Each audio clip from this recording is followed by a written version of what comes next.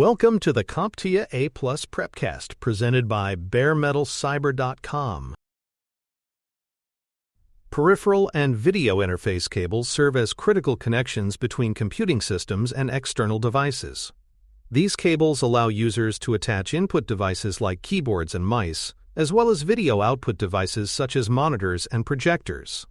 Each type of cable supports different signal types, data rates, and physical interfaces. On the exam, candidates must recognize various cable types, understand their specific functions, and identify potential limitations related to resolution, audio compatibility, or format conversion. A clear grasp of cable characteristics is essential for selecting, installing, and troubleshooting external hardware.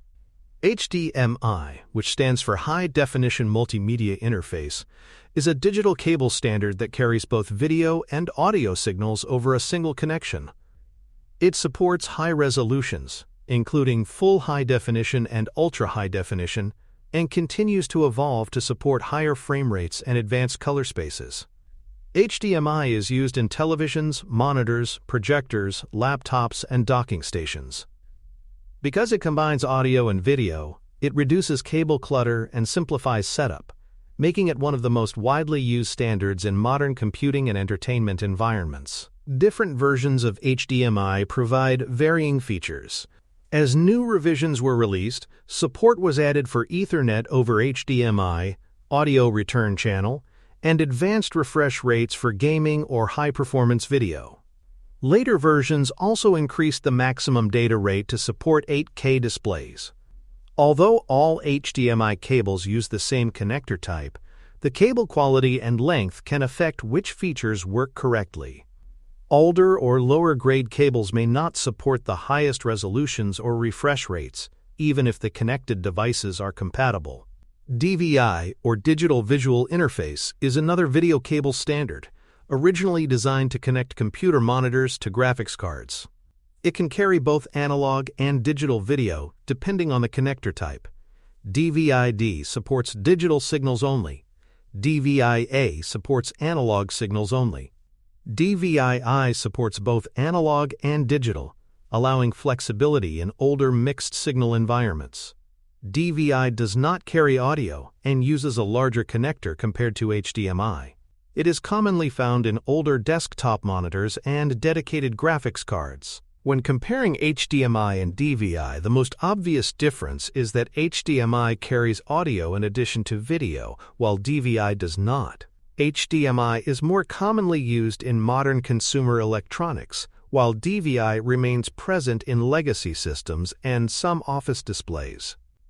Adapters exist to convert HDMI to DVI and vice versa, allowing backward compatibility in certain situations.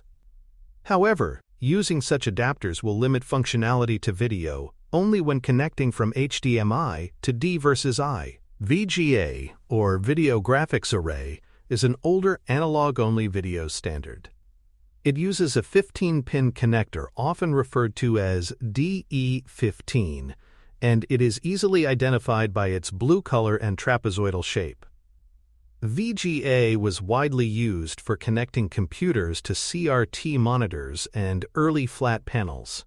It supports lower resolutions compared to modern standards, and signal quality degrades over longer cable runs. While VGA is largely obsolete today, it still appears in some legacy systems, projectors, and conference room equipment. The quality of video signals varies across HDMI, DVI, and VGA.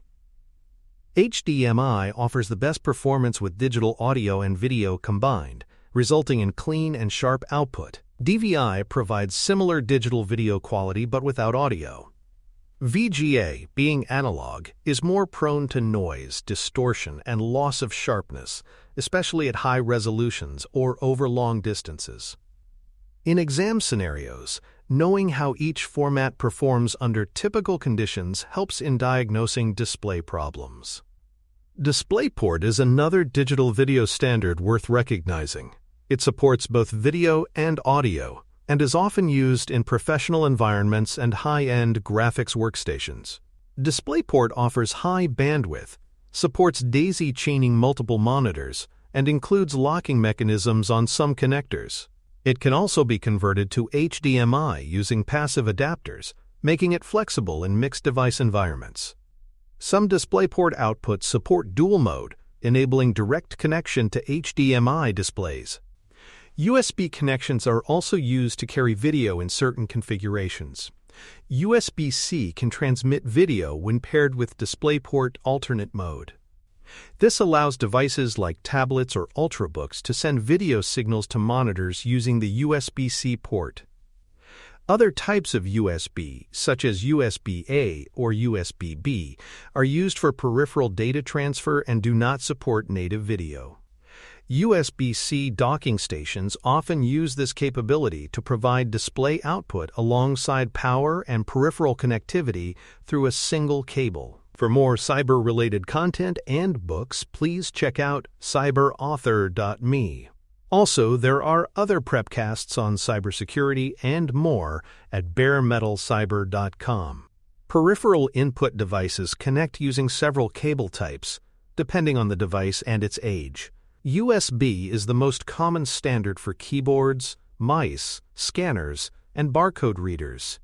Older systems may still include PS/2 ports, which use round connectors colored purple for keyboards and green for mice. While most modern hardware uses USB exclusively, technicians must still recognize legacy connections on the exam, especially when troubleshooting compatibility or setting up equipment in environments with older hardware.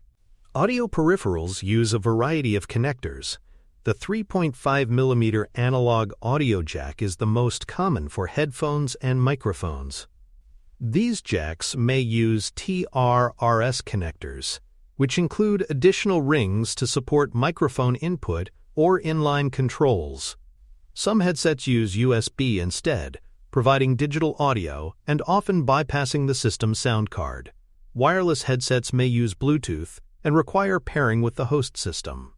The exam may present scenarios requiring recognition of these connector types and how they influence audio configuration. Video adapters allow for signal conversion between different formats, but not all adapters are passive or bidirectional. For example, converting HDMI to VGA requires an active adapter with power and conversion circuitry, because one is digital and the other is analog. By contrast, HDMI to DVI often works with a simple adapter, because both carry compatible digital signals. Understanding when an adapter needs to be powered or when a signal cannot be converted is essential to avoid compatibility problems during deployment.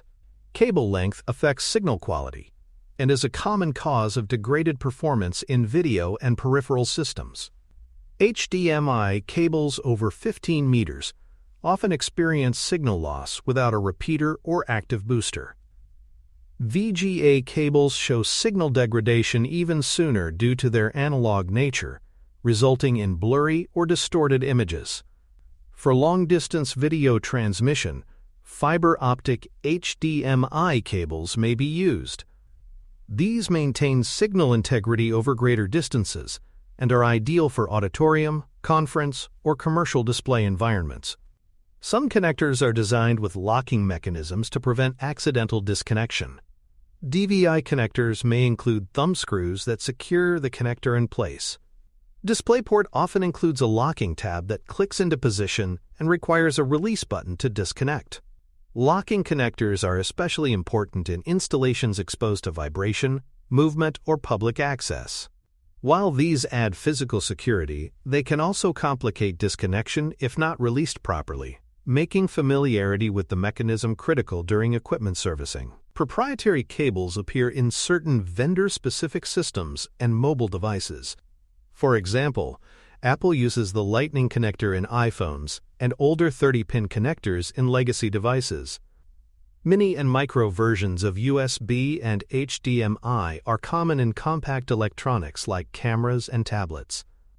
These smaller connectors serve the same basic functions as their full-size counterparts but require the appropriate cable for connection. The exam may include identification of these variants and their associated use cases.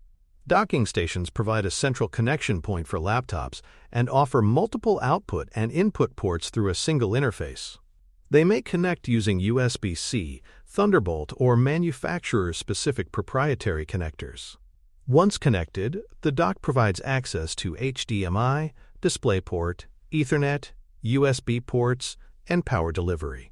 This simplifies cable management and enables quick connection and disconnection of portable systems in shared or enterprise environments. Understanding how docking stations expand connectivity is useful for troubleshooting and planning hardware layouts. Good cable management and labeling practices improve both the appearance and maintainability of a workstation or network setup. Organizing cables using Velcro ties or cable trays prevents tangling and reduces wear on connectors. Labeling each end of a cable with its destination or function saves time during troubleshooting or reconfiguration. Especially in environments with multiple monitors, peripherals, or docking stations, consistent labeling helps identify issues and maintain efficiency. When troubleshooting audio or video problems, a systematic approach is essential. First, verify that the source device is outputting the correct resolution and signal format. Next, inspect the cable for visible damage or poor connection. Swapping cables or using a different port can isolate the problem.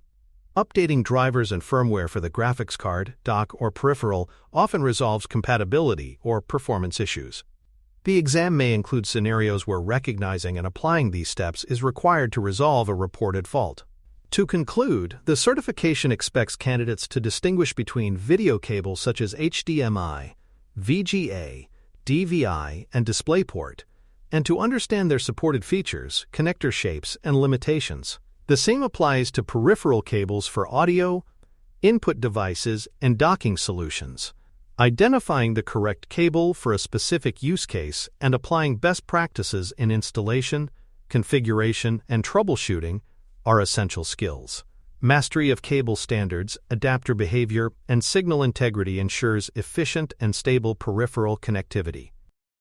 Thank you for listening. Please visit baremetalcyber.com for more cybersecurity information, podcasts, books, and more.